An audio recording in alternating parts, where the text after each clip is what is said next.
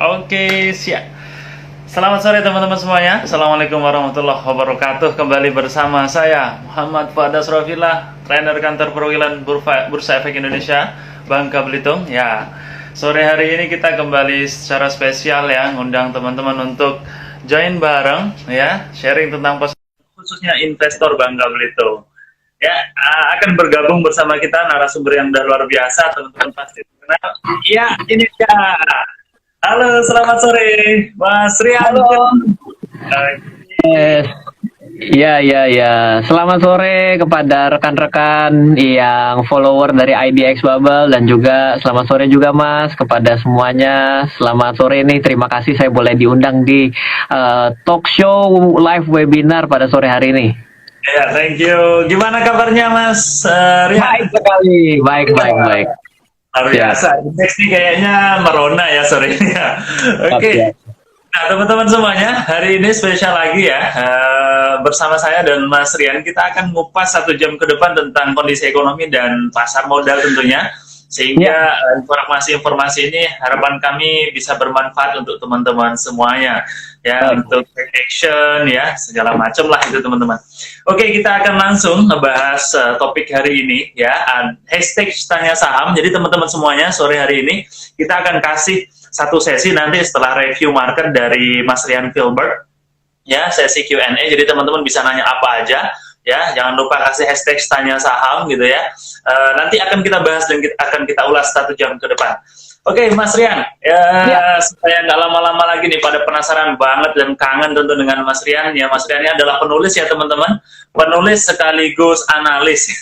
Bukunya banyak tentang nabung saham, tentang pasar modal, cukup bermanfaat, bahkan mengedukasi banyak orang ya, tidak hanya dalam negeri dan luar negeri. Nah, saya mau tanya dulu nih, kira-kira melihat perkembangan ekonomi sekarang dan ya kita tahulah kondisi seperti ini. Dari analisis Mas Rian sendiri itu gimana Mas melihatnya Mas, ya capital market kita yang terkoreksi, kemudian beberapa isu fundamental ya, tentu yang agak lumayan besar 1 minggu ini saya lihat tentang PHK, tentunya ini tentu agak lumayan ini ya, menarik untuk bisa ditelaah dari ekonom. Silakan Mas Rian. Oke, baik, thank you. Jadi teman-teman, apa yang mau saya coba ceritakan sama seperti beberapa minggu yang lalu juga banyak yang minta saya untuk sharing. Saya mau kemukakan bahwa mari kita lepaskan diri dulu dari banyak informasi yang hari ini ada. Namun saya mau tanya begini, Mas, kira-kira kalau saat ini saya sakit demam, di mana demam saya 37 atau 38, kira-kira boleh kasih saran nggak? Obatnya apa sih kalau sakit demam? Istirahat dulu yang cukup. Ya, istirahat dulu. Tapi jangan langsung bilang Anda jangan-jangan tes COVID ya. Jangan gitu dulu nih. Karena kita ngomong ini demam yang pada hari sebelum kita ada masalah COVID ini, kita kalau demam biasanya ada beberapa hal yang akan kita lakukan.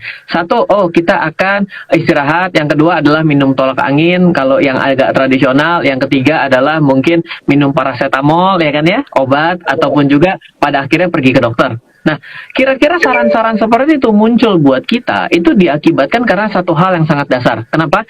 Karena kita pernah sakit demam sebelumnya, dan ternyata metode itu menyembuhkan kita. Setuju nggak? Betul, setuju. Nah, sekarang saya mau tanya, Mas, saya ini katanya sakit dubi-dubi-dubadu. Tolong obatnya dong, Mas. Ini sakit baru dong, Mas. Dubi-dubi. Iya. Betul, jangan-jangan nanti jurusnya aneh-aneh. Oh, kamu nanti kaki ditaruh di atas, digantung, taruh ke bawah 3 jam. Mungkin itu jangan-jangan treatment-treatment yang semua orang akan mencoba-coba, betul? Ya, benar sekali. Nah, jadi, kalau saya mau ceritakan, ketika kita mendapati sebuah masalah yang dalam rekam jejak pikiran kita, dalam rekam jejak historis kita itu kita nggak tahu, kita akan susah untuk mencari treatmentnya.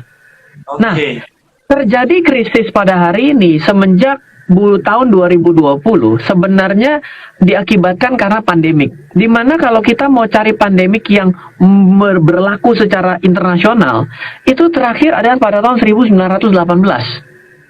Yaitu disebut dengan Spanish flu.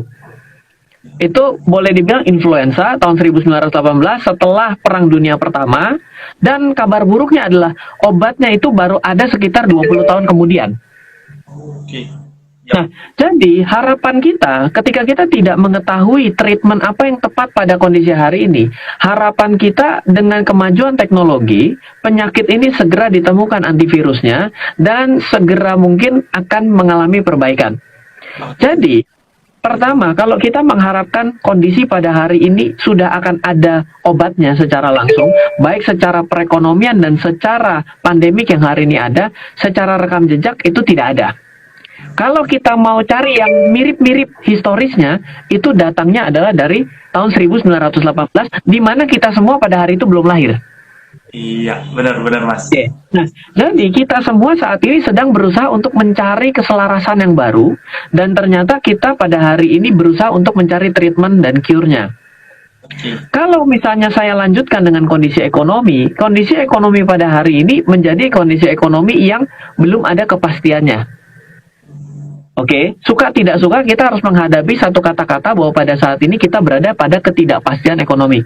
Tapi, ketidakpastian ekonomi di Indonesia bukan diawali dari bulan Januari tahun 2020, tapi sudah dari 2019. Yaitu pertama, pasti ini biasanya ada yang nanya nih, apa? Oh, yaitu dengan terjadinya beberapa manajer investasi yang disuspend.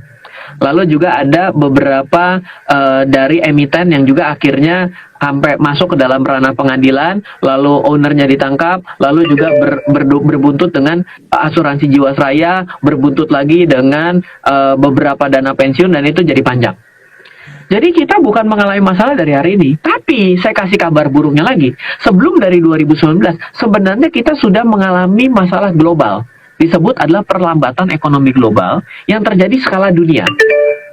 Yaitu kalau kita mau mencari titiknya, kita tidak mengalami kenaikan lagi, itu adalah sebenarnya dari 2016. 2016, bursa kita itu sudah naik, dan dia flat sampai 2018, dan agak turun, kembali naik. Habis itu turun, dan sampai dengan yang kemarin. Jadi, efeknya ini adalah efek karena pasar kita pada waktu 2016 sampai 2019 naik terlalu kencang. Jadi ada dua kondisi. Yang pertama adalah karena market kita sudah naik terlalu kencang sehingga kita perlu istirahat.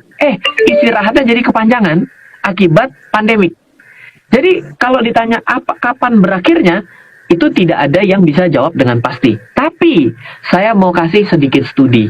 Kita kan kalau mau mencari kelesuan ekonomi, berarti kita harus mencari kelesuan-kelesuan ekonomi yang pernah terjadi di negara kita.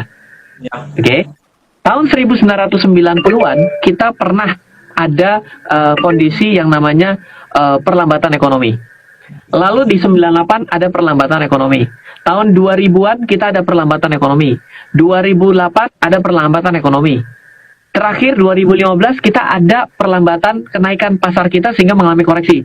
Coba ingat-ingat, tahun 2014 ke 2015 itu ada kondisi indeks harga saham gabungan dolar mengalami kenaikan hampir 16.000. Ada kondisi seperti itu. Nah, kalau kita tarik dengan itu semua, maka kita dapat beberapa kesimpulan yang mau saya bagikan di sore hari ini. Yang pertama, kita harus tahu market dari titik tertinggi turun dengan titik terendah market itu untuk kembali naik lagi, ternyata lebih lama untuk kembalinya. Umpama, turun dari titik tertinggi ke titik terendah 1 tahun. Ternyata dari titik terendah kembali ke titik yang sama, itu memerlukan 2-3 tahun. Jadi pada hari ini, semua orang harus punya kesiapan, oke, bila hari ini saya punya keyakinan membeli, jangan pernah berharap 3 hari lagi harganya langsung naik kembali. Tapi kita tahu, dalam sejarah historis kita, pasar turun itu 1:2 sampai 1:3. Jadi pada hari ini harus punya kesiapan mental. Oke, saya siap berinvestasi, harga saham sudah murah, tapi tahu bahwa market tidak akan segitu enaknya langsung set dibeli serot langsung naik, enggak. Oke, itu catatan pertama yang kita pelajari dari krisis-krisis penurunan harga saham besar di atas 20% di indeks harga saham gabungan pada Bursa Efek Indonesia dari tahun 1990 sampai dengan tahun 2020. Catatan pertama. Catatan kedua yang lebih menarik. Ketika harga turun dari titik tertinggi ke titik terendah dan kembali dari titik terendah itu kembali ke harga semula, Kalau turunnya itu 60%, katakanlah, kembalinya dari titik terendah ke titik yang sama, itu mengembalikan uang Anda sampai 200%. Ya, recovery-nya luar biasa. Bayangkan, ketika turun cuma merasakan kerugian 60%. Tapi bila Anda berani membeli di titik-titik yang rendah, ketika dia kembali ke titik harga semulanya saja, Anda kembali ratusan persen atau lebih besar daripada persentase turunnya. Berarti secara naluri dagang, secara naluri investasi kita mengatakan satu hal, bahwa reward lebih besar daripada risiko. Jadi, bila pada hari ini Anda ingin berinvestasi dan Anda ragu, sebenarnya dari naluri investasi seharusnya mengatakan risiko jadi lebih kecil daripada potensi untung yang saya bisa dapatkan. Poin kedua. Oke, saya mau lanjut ke poin ketiga. Boleh lanjut? Oke, silakan Mas. Siap, oke, lanjut ya. Masih semangat buat semuanya. Oke, wah, IDX Sulsel, tenang, besok kita lanjut ya. Ini udah jempol-jempol aja nih. Oke. Nanti besok kita bawakan materi yang lain biar lebih seru ya. So, semuanya silakan geser-geser dari IG Live ke IG Live satu lagi, saya akan selalu sharing hal-hal yang berbeda. Oke. Poin ketiga, ada satu hal yang menarik. Ternyata orang akan bertanya, Mas Ryan, so, apa yang harus saya lakukan? Apakah saya pada hari ini wait and see? Apa saya harus tetap membeli? Atau saya mau melakukan apa? Ini adalah pertanyaan yang sangat klasik. Ya. Jawabannya ternyata ada satu data yang menarik. Bila kita mengolah data dari tahun 1990, mencari koreksi-koreksi indeks harga saham gabungan yang jatuh di atas 20%. Bila kita keep buying, terus membeli ya, tanpa kita memperdulikan naik dan turunnya, ternyata kita tetap bisa beat the market. Beat the market artinya kita bisa duluan break even point sebelum marketnya itu kembali ke titik tertingginya. Ya. Saya ulang sekali lagi biar nggak bingung. Dari titik tertinggi ke titik terendah, untuk dari titik terendah kembali ke titik yang sama, itu ternyata secara historis memberikan waktu yang lebih panjang untuk recovery-nya. Ini fakta yang disebut pil pahit. Kalau ditanya berapa lama, andai kan jatuhnya 1 tahun, recovery-nya bisa 2 tahun ke titik yang sama. Itu satu. Yang kedua adalah, bila kita mengambil proporsi dari titik terendah ke titik tertinggi, dari titik tertinggi ke titik terendah, kembali dari titik terendah kembali ke harganya, ternyata persentase profitnya itu bisa 2-3 kali lipat. Turun 60%, kembali 200%. Berarti naluri investment kita menyatakan high profit, low risk. Yap. Iya dong. Oke. Poin ketiga yang menarik. Apa cara terbaik dan teraman dan terbodoh no-brain investment strategy? Kalau kadang-kadang nggak boleh kata-kata no-brain investment strategy, kadang-kadang bilang kasar sekali, mana urus, saya bilang. Lebih baik ngasih tahu secara hal yang apa adanya dan secara bodoh untuk bisa diterima oleh banyak orang, daripada dengan cara yang pintar tapi nggak bisa diaplikasikan. Ya. So, bila Anda mau melakukan suatu metode yang paling aman atau paling sederhana dengan cara keep buying, ternyata dengan Anda melakukan keep buying, berdasarkan penurunan yang besar-besar terjadi di indeks harga saham gabungan di atas 20%. Di atas 20% loh ya. Yang kurang dari 20% jangan ditanya, sering terjadi. Yang penting di atas 20%. Ternyata dengan kita membeli keep buying ini, kita bisa pulih lebih cepat, break even point lebih cepat, dibandingkan kita cuma nungguin aja. Kok nggak balik-balik ya? Kok nggak balik-balik ya? Kapan uang saya balik? Dengan kita hanya dengan metode keep buying. Jadi, apa yang ingin saya coba ceritakan kepada teman-teman semua, bila Anda pada hari ini merasa ragu dalam berinvestasi, bila Anda pada hari ini merasa tidak yakin, data tidak menyatakan demikian. Data loh ya. Kenapa? Ryan, kok harus yakin sekali dengan data lu? Tadi di awal saya tanya, kalau teman-teman saya sakit panas, yang saya lakukan apa? Ternyata dikasih cara-cara yang zaman dulu sebelum hari ini dilakukan dan berhasil. Tapi sekarang kalau saya kasih obat untuk menyelesaikan masalah Anda pada hari ini dalam investasi Anda, berdasarkan cara-cara zaman dahulu yang ternyata berhasil, Anda bilang, kok ngikutin data yang dulu? Berarti namanya tidak konsisten. Ya. Saya konsisten. So, please, hati-hati. Ini bukan martingale. Salah. Martingale itu adalah metode orang judi. Ini ada yang nanya nih ya. Metode orang judi adalah 1 dibalas 2, 2 dibalas 4, 4 dibalas 8, 8 dibalas 16, 16 dibalas 32, 32, 64. Intinya adalah dikali 2 terus. Metode seperti ini lebih banyak dipakai orang dalam berjudi. Saya tidak mengemukakan bahwa membeli dengan cara vertical down yang lebih besar. Itu makin hari makin besar. Bukan, konsisten saja. Besar tambah bagus, tapi kita tidak mau menggunakan metodologi itu. Karena money management seperti itu bagi orang yang pemula lama-lama akan kehilangan keyakinannya ketika pasarnya tidak pulih-pulih. Hari ini dibeli, besok dibeli, besok dibeli. Kok nggak naik-naik ya malah makin turun? Salah nih caranya. Jadi rusak. Apalagi dia makin hari makin besar. Ini hanya dilakukan oleh orang yang berpengalaman. Tapi bagi orang yang tidak memiliki data sebanyak itu, so teraturlah terus dalam membeli, itu tidak akan merugikan Anda. Selama catatannya, berinvestasilah pada perusahaan yang bagus. Oke. Average down, jawabannya seperti itu. Oke. Nah, untuk buying itu, Mas Rian, saya mau tertarik tadi ya. Oke, rumusnya satu, Anda harus beli saham-saham yang bagus. Oke, even kalau market lagi turun nih, saya beli saham nih. Dulu harganya 5.000, sekarang turun batas berapa persen kita average down lagi, buy lagi. Baik. Itu ada ininya nggak? Ada. Ini kan kita punya dana nih. Setiap turun berapa persen kita average down, ya? Apakah turun 10% dari modal awal average down atau ada angka tertentu yang bisa jadi pedoman? Baik, jadi begini. Saya tidak pernah menyarankan seseorang untuk mengikuti apa yang saya lakukan secara pribadi. Kenapa? Karena tidak bisa kita memberikan suatu cara kepada seseorang, belum tentu orang itu cocok. Umpamanya, saya contohin begini, saya jelaskan dulu kenapa saya tidak langsung jelaskan. Gini, orang tidak semuanya cocok bela diri tinju. Bisa jadi dia tangannya pendek, sehingga kalau diajarin tinju selalu kalah. Begitu kena jab, orang jabnya udah masuk duluan. Dia ternyata kakinya panjang. Ada dong yang kakinya panjang, tangannya pendek, ada aja, gitu ya. Jadi orang yang kaki panjang itu cocoknya untuk olahraganya adalah menggunakan kaki. Nah terus sekarang kalau yang kaki dan tangannya pas-pasan, apa yang dilakukan? Oh ternyata dia cocoknya grappling. Kenapa? Karena jagonya nyekek orang di belakang. Nah, berarti namanya jiu-jitsu. Jadi tidak ada bela diri terbaik. Yang ada adalah metode yang baik dilakukan oleh orang yang tepat. Nah, bagaimana menjustifikasi saya tepat bagian yang mana? Ini yang harus saya ceritakan pada sore hari ini kepada teman-teman semua. Metode keep buying itu yang pertama adalah keep buying yang terus-menerus. Yang penting mengikuti tanggal. Itu kalau orang menabung saham itu ditentukan setiap tanggal 1, tanggal 2, itu tidak salah. Itu disebut dengan metode membeli secara berkala. Dalam metode investasi itu dikenal dengan yang namanya constant share method.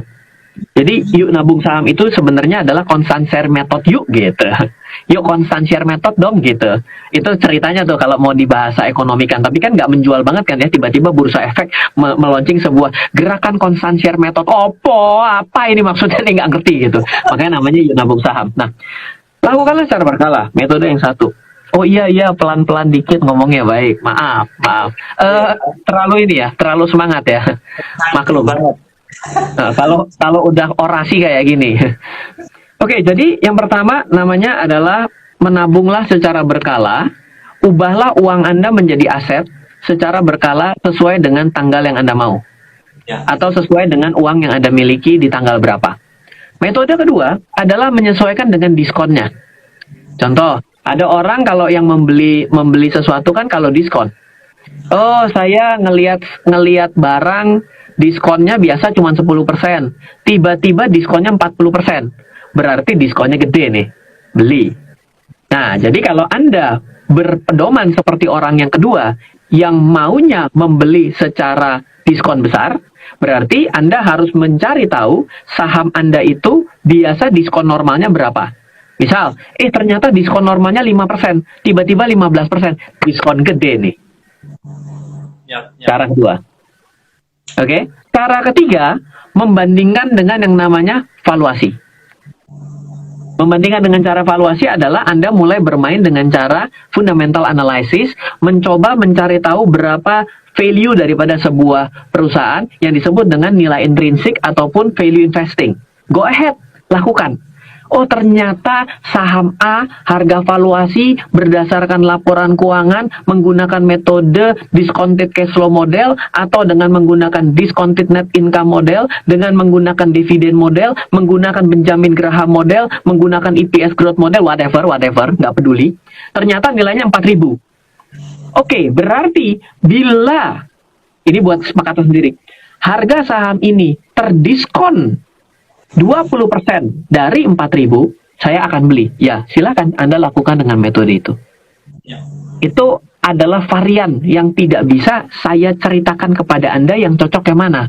Ini adalah cocok-cocokan. Masih ingat ngejab tapi tangan pendek sama kaki panjang tapi maunya main tinju?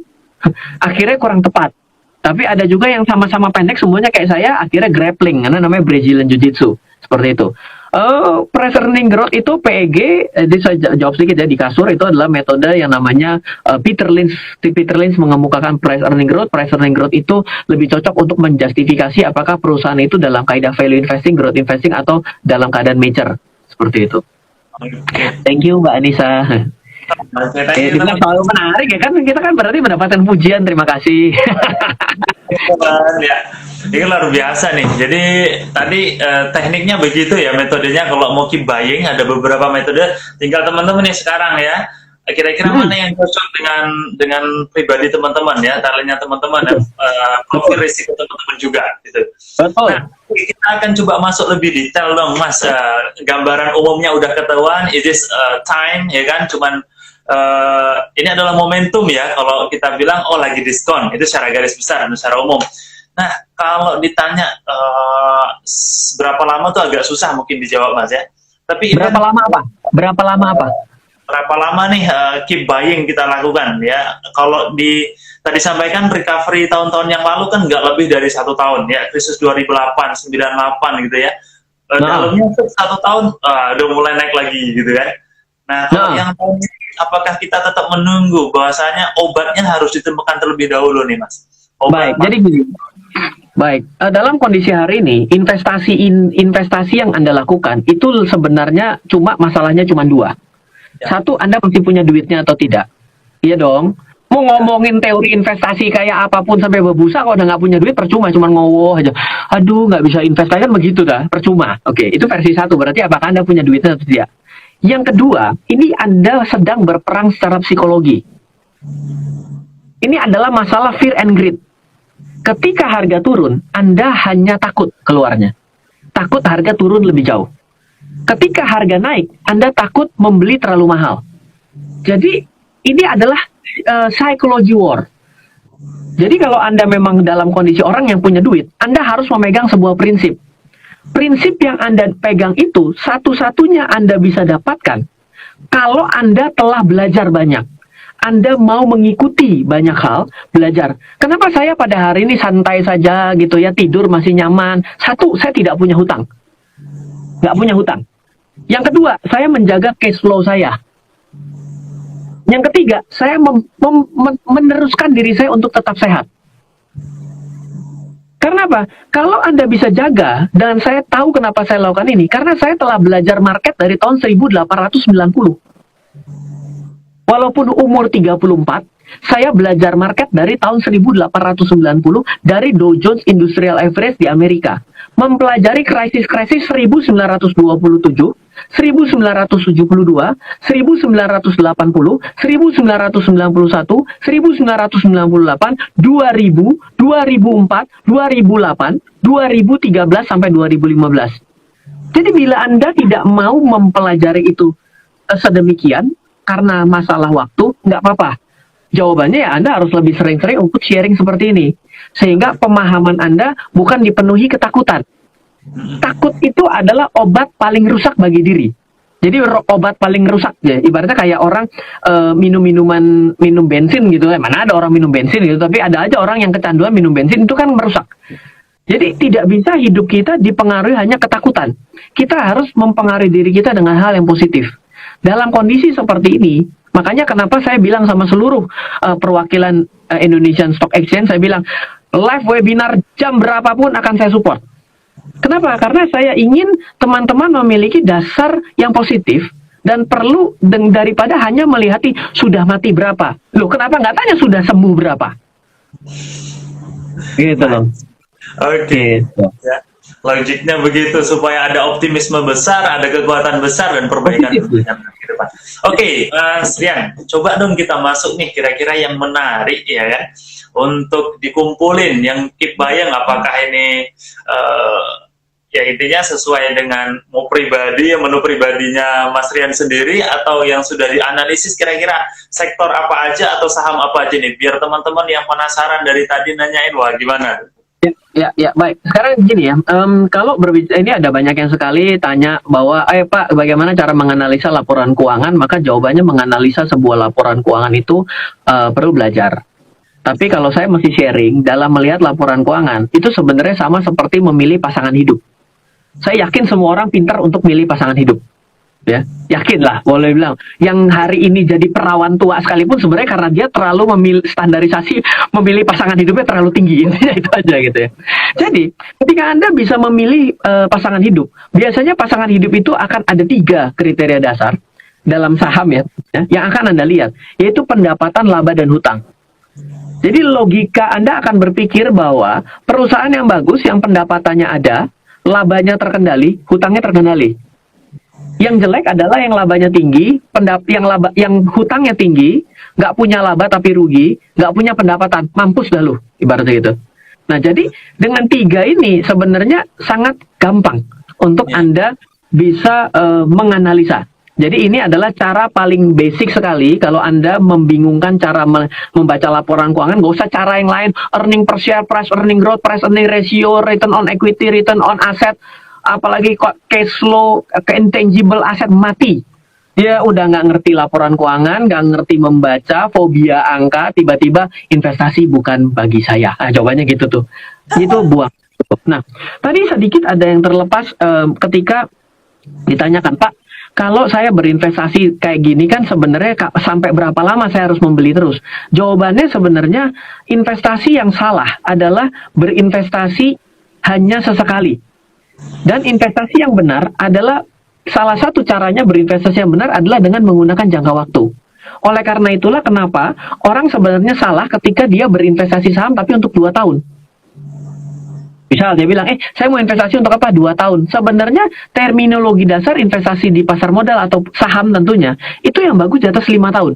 Loh, kok Ryan bisa bilang begitu? Ternyata bila Anda mengolah data dari dunia dan Indonesia, Anda akan mendapati ketika Anda investasi secara berkala setiap bulan di pasar modal, di saham yang benar, maka Anda cenderung positif instrumen investasinya bila Anda investasi di atas 5 tahun.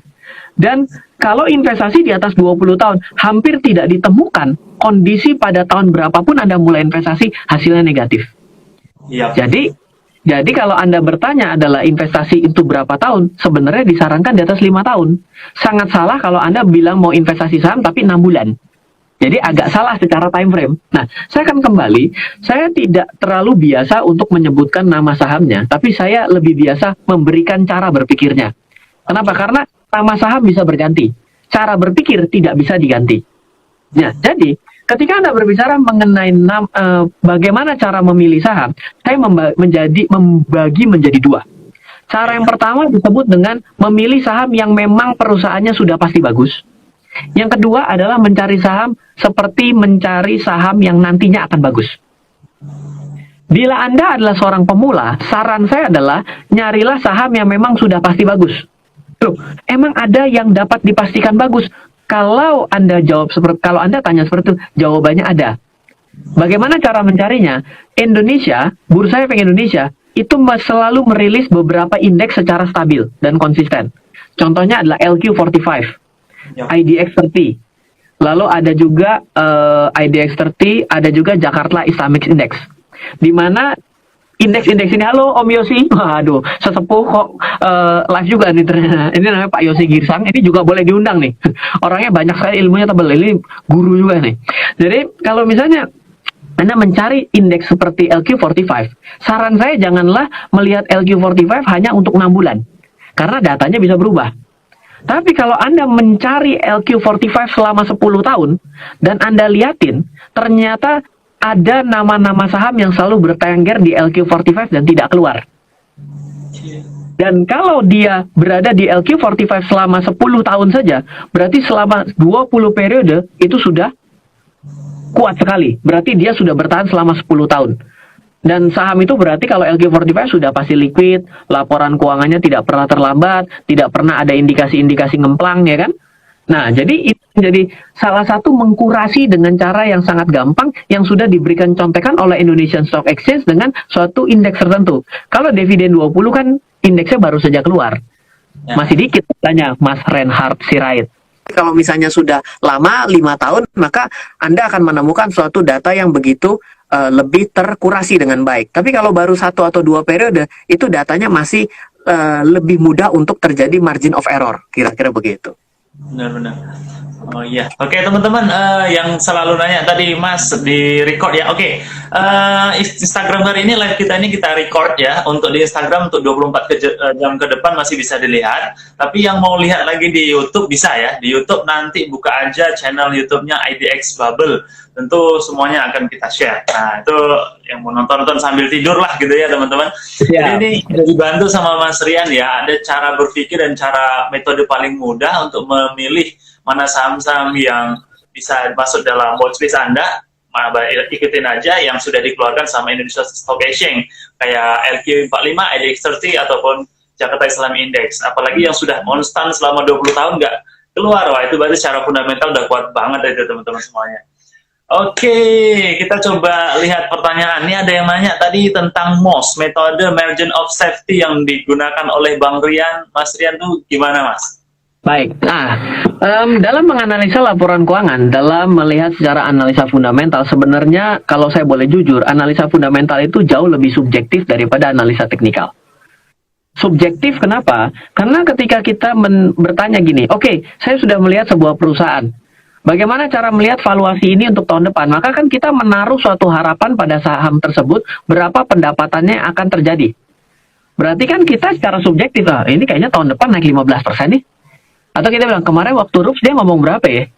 Jadi itu ada suatu sisi subjektivitas yang ada di dalam diri kita. Nah, demikian juga ketika kita menaruh margin of safety. Margin of safety itu kan berarti dari nilai valuasi, secara harga dan nilai yang ada, itu secara harga dan nilai itu selisihnya berapa?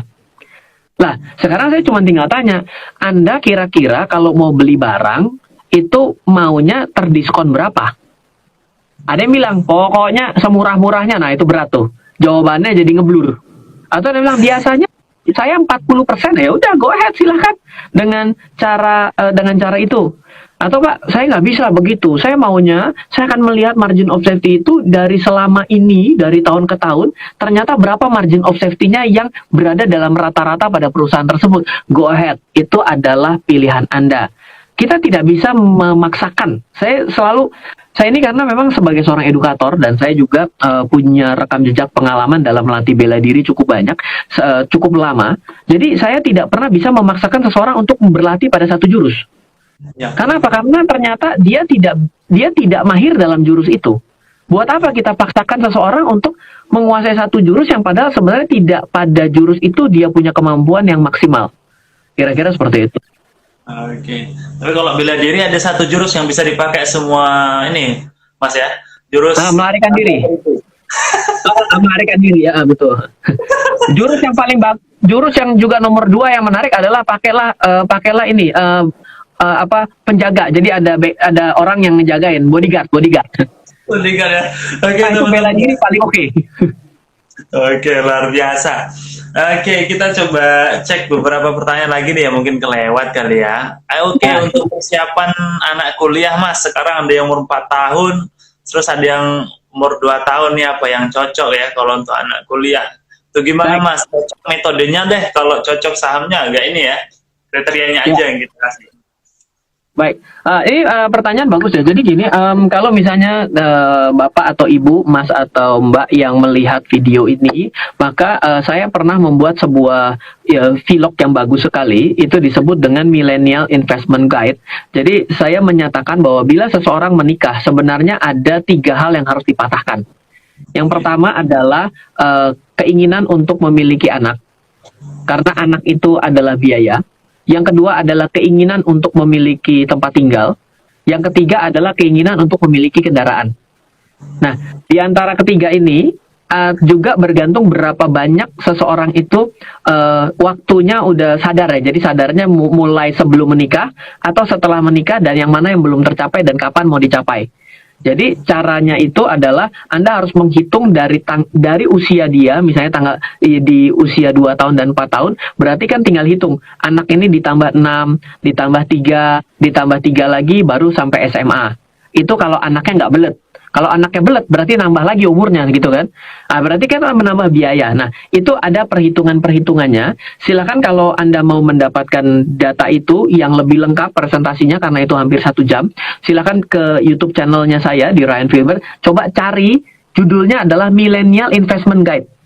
Dan itu akhirnya mengeluarkan satu angka yang menurut saya sangat menarik. Bila Anda berencana untuk memiliki 1 orang anak, ditambah 1 mobil, ditambah 1 rumah, di mana hal itu baru mau Anda realisasikan di tahun kelima mulai dari detik ini, maka investasi Anda sebulan dalam instrumen keuangan seperti saham, dan tentunya saham-sahamnya yang cukup bagus, itu Anda hanya cukup sekitar 800.000. Jadi nggak terlalu berat. Ya, berat atau tidak berat tergantung penghasilan Anda hari ini, tapi menurut saya 800.000 menjadi suatu hal yang common sekali. Kecuali saya bilang, 1 bulan 80 juta, wah pingsan banyak gitu. Tapi 800.000 saya kira menjadi suatu hal yang common hari ini. Oke, itu jawabannya. Nanti itu agak lama Anda bisa diarahkan ke YouTube channelnya Mas Rian ya, teman-teman ya. Silakan. Cek lagi. Saya ini ada Virgio nih, mungkin perlu dijawab nih Mas. Saya ikut program nabung saham selama 1 tahun Bank BTN dan Indi. Sekarang turun udah lebih dari 60%. Mesti bagaimana ya? Wah, ini. Oke, baik. Itu ini Mas, nasihat penguat mental nih Mas. Nah, baik, gini Mas Virgi ya, berarti Mas Virgi ya. Ini Mbak apa Mas nih? Saya sorry nggak kelihatan. Mbak kayaknya nih, Mbak Virgi ya. Oke, Mbak Virgi, jadi semua orang pada hari ini kemungkinan yang berinvestasi pasti portofolionya minus. Tapi terlepas daripada nama sahamnya adalah yang harus kita pastikan, kita memonitoring secara berkala apakah perusahaan tersebut memang secara laporan keuangan masih cukup bagus. Sehingga artinya ketika perusahaan ini dalam kondisi pada hari ini masih cukup bagus sekalipun, artinya memang saham ini sedang terdiskon. Dan perlu saya berikan satu catatan lagi adalah bila Anda merasa bahwa pada saat ini perusahaan itu tidak memiliki kinerja yang terlalu baik, Anda juga bisa melanjutkan dengan menabung di saham yang lain. Sehingga bila nanti saham yang lain recovery lebih cepat, secara otomatis kan saham ini juga akan tertutup secara kerugiannya. Tapi bukan artinya saya memberikan satu informasi bahwa BTN dan Indi tidak dalam kondisi yang baik. Meskipun saya harus informasikan, Anda berinvestasi di sektor energi untuk Indi. Di mana sektor energi ini adalah salah satu yang sangat rentan untuk naik dan turun harganya mengikuti harga komoditinya. Kalau BTN kan finance, ya, dan pada hari ini secara fakta dalam waktu 5 tahun terakhir memang saham finance ini adalah saham yang cukup defensif di Indonesia. Tapi kalau untuk energi, just be careful karena akan kemungkinan besar terjadinya transfer pricing. Transfer pricing itu adalah harga naik turunnya harga bahan baku akan langsung akan direspon negatif atau positif terhadap harga sahamnya. Jadi sebenarnya saham yang defensif itu untuk jangka panjang yang memang lebih baik dibandingkan saham yang agresif ataupun rawan terjadi transfer pricing seperti itu. Oke ya, nah itu Mbak siapa tadi? Nah ini baru 1 tahun ya, teman-teman ada punya opsi karena dia sifatnya defensif, Anda bisa tunggu lah 5 tahun lagi gitu ya. Atau yang kedua Anda bisa switching ke saham-saham yang punya potensi recovery lebih cepat, itu mungkin untuk sementara. Oke, yang suka nanya screening ya, screening tadi udah dijawab. Cara screening yang menarik Anda bisa secara mudah ya, itu bisa lihat indeks-indeks yang ada di Bursa Efek Indonesia ya, ada LQ45, IDX30 atau Jakarta Islam Index, itu yang paling familiar bagi investor gitu ya teman-teman.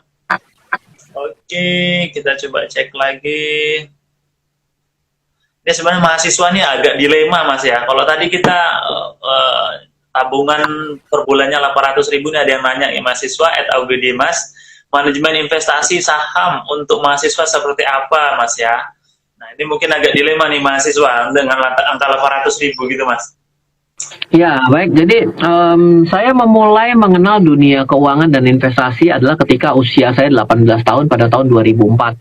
Saya pada hari itu saya memiliki triple minoritas dalam hidup saya di tahun 2004. Saya minim ilmu mengenai pasar modal karena saya sarjana seni rupa.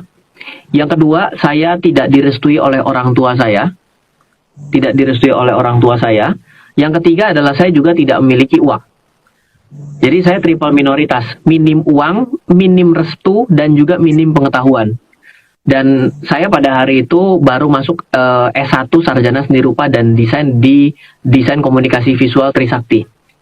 Jadi kalau Anda berpikir bahwa pada hari ini Anda masih pemula dan Anda juga adalah mahasiswa, sebenarnya Anda bisa senekat-nekatnya untuk melakukan berbagai macam investasi dan belajar investasi tanpa harus mencederai orang lain selain diri Anda. Ya kecuali Anda pinjam duit, itu jadi mencederai diri Anda dan orang lain gitu ya. Tapi itu jangan dilakukan gitu. Sehingga sebenarnya ketika masih masa muda, di mana belum ada tanggungan, kalau model kayak saya kan sudah tidak bisa saya terlalu selebor.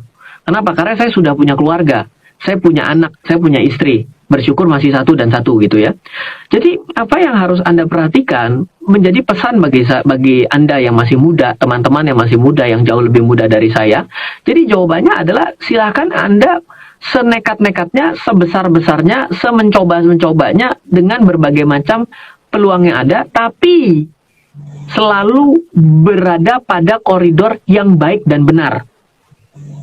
Contohnya, baik dan benar itu adalah ketika mau investasi, tanya dasar hukumnya diawasi siapa. Lalu, mana penawaran investasinya? Siapa yang menjadi pengawasnya? Siapa yang menerbitkan? Jadi kita harus ada siapanya. Setelah itu apa yang dijual? Instrumen apa ini? Lalu pikirkan kenapa dia bisa memproduksi keuntungan. Iya dong. Harus kita pikirkan bagaimana caranya sebuah usaha bisa menghasilkan uang 100 miliar kalau usahanya ternyata tidak ada. Berarti kan nggak mungkin. Berarti tidak benar. Dan jangan ditanya kalau sudah tidak benar pasti kemungkinan tidak baik. Gitu. Nah, jadi sebagai anak muda, kalau andaikan saya dikasih waktu untuk mundur lagi, mungkin saya merasa saya di usia 18 tahun belajar investasi lewat. Mestinya mungkin dari orok kali. Dari zaman anak saya kecil, itu anak saya itu sudah terbiasa mendengar mengenai kata saham. Jadi anak saya umur 7 tahun, itu boleh diadu main stock lab-nya. Stock lab itu adalah permainan pasar modal yang kita pernah mengadakan kompetisi nasional. Anak saya itu setiap hari weekend itu dulu selalu stock laban. Dari awal dia main tiba-tiba asal mau menang, timpa langsung duitnya pakai koin 15. Begitu turn kedua dia bingung, uangnya habis. Dia belajar sesuatu. Nah, jadi itu adalah yang disebut dengan kecerdasan finansial. Jadi teman-teman yang masih muda, yang memiliki tanggungan yang sedikit, seharusnya harus lebih nekat. Jangan ditanya manajemennya dulu, nanti Anda akan bisa.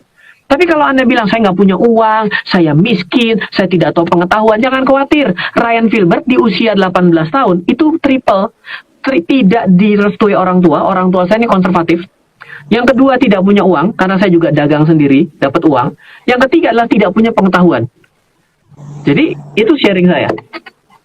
Oke teman-teman, saya luar biasa ya.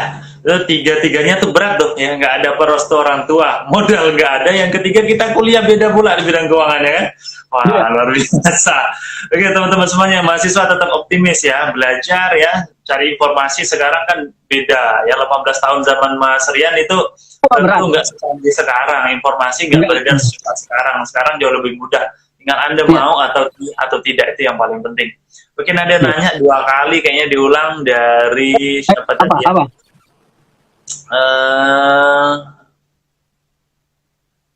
Saya juga LP bagus itu seperti apa Pak Rian? Saya kurang tahu nih LP apa ya? Dari laporan keuangan perusahaan kali ya? Oh ya mungkin ya. Yang bagus seperti apa? Mungkin yang 3 poin tadi kali ya. Lihat dulu. Ya, jadi kalau bagi orang yang masih pemula, pertama kali dalam melihat laporan keuangan perusahaan itu, laporan keuangannya paling gampang lihat dari 3 kriteria dasar, pendapatan, laba, dan hutang. Kalau pendapatan, laba, dan hutang ini bayangkan adalah Anda mau menikahi perusahaan tersebut. Jadi Anda anggap saja bahwa bosnya perusahaan tersebut mau Anda nikahilah. Sehingga Anda akan lihat laporan keuangan perusahaannya. Oh ternyata dia mobilnya sih keren sih, mobil paling baru. Tapi utangnya sih ini bahaya nih gitu. Nah, jadi itu penting gitu. Jadi secara sederhana itu. Tapi nanti kalau menjadi lebih kompleks, Anda harus melihat laporan keuangan, rasio keuangan, bagaimana memproyeksikan keuangan. Saya kira itu sulit karena apa? Back to basic bahwa sesuatu yang menguntungkan tidak selalu meribetkan. Itu penting. Jadi sesuatu yang menguntungkan kadang-kadang tidak datang dari yang ribet. Berhenti become of menjelimet, itu Mr. Nicky Hogan yang ngomong kayak gitu, kita kutip lah. Siapa tahu aja dia denger gitu kan. Saya dikirimin parcel kan lumayan gitu. Oke. Nah, kalau pokoknya Anda cari metode yang paling mudah gitu ya, cari laporan keuangan itu ya minimal 3 itu ya, kayak Anda mau nikah gitu ya, 3 itu debitnya itu dipentingkan. Oke. Pak Rian, jumlah saham yang dikoleksi untuk investasi maksimal berapa perusahaan ya Pak? Oh iya, ini penting juga nih Mas. Kira-kira berapa jumlah saham supaya kita fokus atau semua dari hampir 700 perusahaan dipantengin semua? Oke, baik. Silakan. Kalau kita pelajari dengan baik, maka akan selalu ada dua aliran dalam hidup ini ya. Aliran pertama adalah aliran yang mendiversifikasi. Artinya dia memecah secara resiko. Ada aliran satu adalah aliran yang teramat yakin karena dia mengerti sekali sehingga dia hanya mau membeli 1 atau 2 jenis saham. Nah, aliran yang mana yang menjadi cocok bagi Anda, saya tidak tahu. Tapi dalam prinsip hidup saya adalah coba kita berpikir orang kaya mana di Indonesia yang bisnisnya cuma satu. Sebutkan. Nggak ada. Siapa? Pak Budi Hartono, rokok no, tambahin apa lagi? Bisa ada, ya. Indofood CBP sukses makmur dari Pak AS, bisnisnya kemana-mana konglomerasi, ya kan? Lagi dari grupnya Pak Mukhtar, bisnisnya dari hulu sampai hilir. Artinya kalau Anda katakan itu kan pebisnis loh. Seorang investor pada akhirnya harus berpikir sebagai seorang pebisnis. Bagaimana mungkin seorang investor mau berinvestasi pada bisnis yang butut? Aneh kan? Tidak kongruen. Jadi, memecah risiko berapa banyak itu tidak bisa kita ajarkan. Tapi kalau kita Bosido muncul, varian produknya banyak juga. Memang dalam kesehatan. Jangan lupa Pak, bahwa ketika bicara mengenai kesehatan, maka kesehatan itu juga ada banyak variannya. Dan juga sektor yang defensif. Sektor defensif loh, kesehatan itu. Sampai hari ini Anda walaupun corona malah justru tambah naik omsetnya. Jadi defensive sektor itu adalah consumer, lalu adalah farmasi, lalu adalah rumah sakit, kesehatan, lalu yang terakhir adalah hiburan. Sayang kalau hiburan dalam keadaan pandemik akan berubah menjadi hiburan digital. Gitu kan? Nah, jadi tetap saja dalam 4 ini adalah sektor yang defensif. Dia tidak selalu terlalu memecah risiko, tapi sebuah bisnis kesehatan pun akan berubah menjadi melakukan diversifikasi dengan berbisnis pada bukan alat kesehatan tapi kepada makanan-makanan yang sehat, kan begitu ya? Kalbe Farma berubah menjadi memiliki makanan-makanan sehat dengan WRP. Itu kan berarti dia mendiversifikasi tapi tetap dalam lini yang sama. Seperti itu. Nah, saya akan kembalikan, bila Anda mengikuti teori manajer investasi atau manajemen portofolio dari sudut pandangnya manajer investasi, ya maka itu tetap saja 15 atau 20 saham.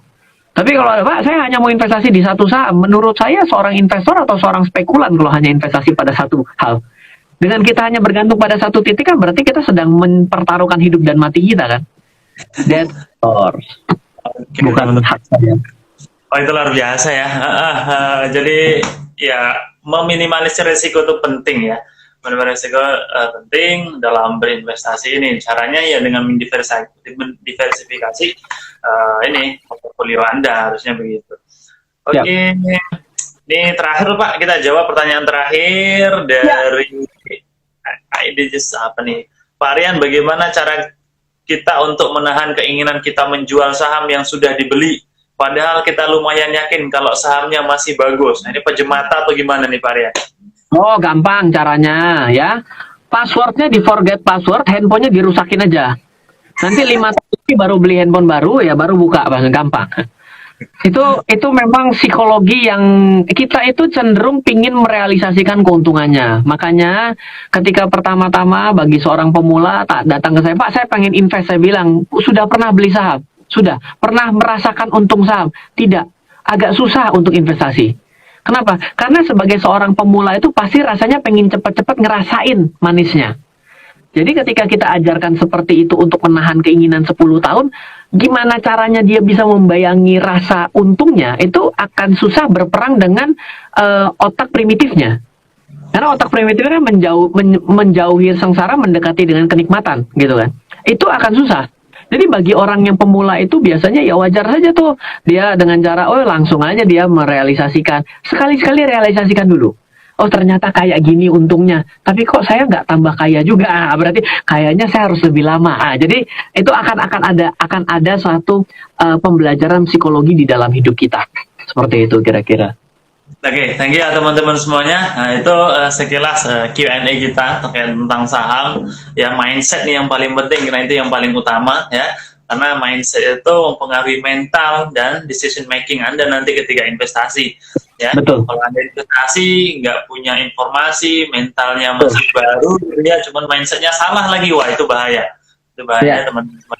Oke Pak, karena waktu kita tinggal beberapa menit ya, mungkin kita minta closing statement Bapak untuk teman-teman investor lah, ya. Baik. Jadi teman-teman kita semua, sampai analis, mau Bursa Efek maupun Ibu Sri Mulyani, Bapak Presiden tidak pernah tahu kapan ini akan berakhir. Tapi bila kita mau membantu ini semua bisa cepat berakhir, kita memerlukan kerjasama dari seluruh pihak dan pemikiran yang positif. Bukan pemikiran yang optimis, tapi positif. Kita pasti akan melalui semua ini. Tapi jawabannya adalah jagalah diri kita masing-masing, tetaplah sehat, tetaplah punya uang. Iya dong, keep punya duit agar bisa invest. Kalau udah nggak punya duit percuma, harga turun nggak bisa beli. Jadi tetaplah lakukan itu dengan sehat, jagalah diri Anda dan ikuti aturan-aturan yang dibuat oleh pemerintah. Dan juga tidak pernah ada yang tahu, nobody knows, jangan dengan mudah untuk bisa terprovokasi. Ya, itu menjadi pesan terakhir bagi saya. Dan saya tahu banyak sekali pertanyaan-pertanyaan yang tidak bisa saya jawab. Tapi saya buka kesempatan untuk meng-add WhatsApp saya sendiri. Saya post nomornya di 0895 0708 0789. Silakan Anda kalau mau bertanya ke saya. Banyak sekali belakangan ini pertanyaan terkait kagak bisa bayar hutang. Pusing kan ya, tapi anyway saya bisa memberikan banyak sekali inputan bagi Anda. Dan juga kalau saya mau bagikan kepada semua teman-teman yang ada di sini, saya punya digital book yang sangat bagus, judulnya adalah The Secret Property Investment. Ini bagus untuk Anda membeli saham-saham properti, dan juga ini bagus kalau Anda mau memiliki properti dengan cara yang baik dan benar. Kalau Anda mau, silahkan Anda akses saja langsung websitenya di www.savingsaham.com. Akses di paling bawah, nanti ada nama, email, nomor handphone, Anda masukkan, maka Anda bisa langsung mengakses bukunya. Itu hadiah dari saya, silakan Anda baca dalam work from home ini, semoga bisa terus memberikan manfaat. Oke, luar biasa. Terima kasih banyak Mas Rian Filbert. Oke, terakhir dari kami teman-teman semuanya, dalam kondisi pandemi corona ya mungkin agak kita harus memberikan pesan-pesan positif.